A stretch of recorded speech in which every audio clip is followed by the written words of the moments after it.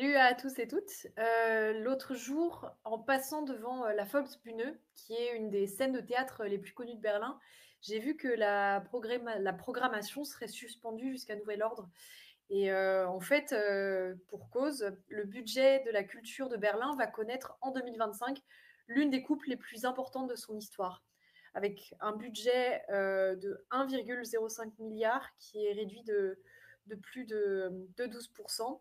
Donc on va pouvoir peut-être voir une projection de ça à l'écran. Je pense que Mathie, qui est à la régie, va pouvoir nous montrer,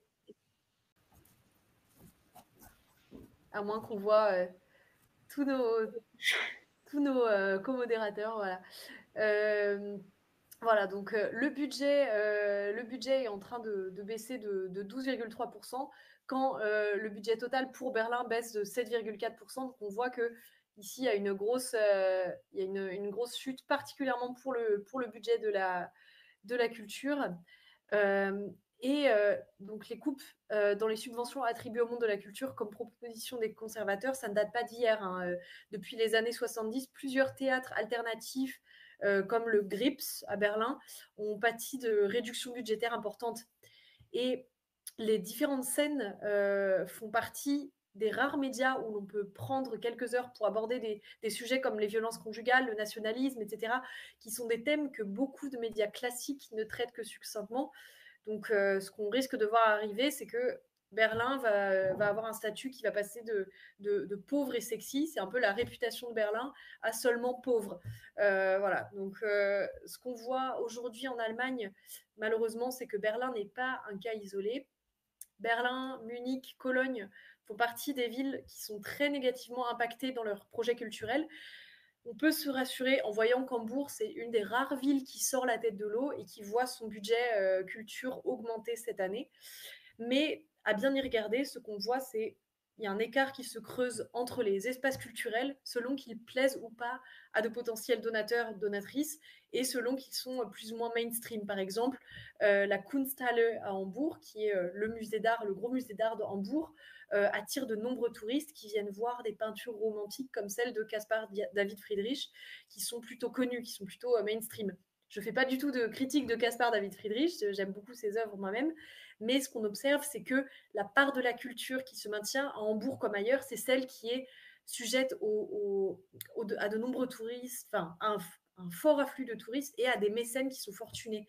Et on risque de se retrouver dans une situation à double vitesse où la culture dominante, soutenue par ceux qui ont plus de capitaux, s'en sort, alors que la sous-culture et les espaces alternatifs ne peuvent plus se financer. Et des villes comme Berlin, qui sont teintées de culture alternative, vont sans doute en pâtir et ça va avoir un impact sur l'économie de la ville de manière générale. Ce qu'on remarque aussi, c'est que beaucoup de chercheurs relèvent que taper sur la culture pour se rendre légitime, c'est quelque chose que l'on voit apparaître depuis plusieurs années. Euh, les gouvernements, qu'ils soient locaux ou nationaux, se donnent une image de sérieux budgétaire en disant qu'ils vont baisser le budget de la culture. Ça peut paraître anodin, mais effectivement, ça paraît mieux de dire qu'on va augmenter le budget de la défense et baisser le budget le budget de la culture.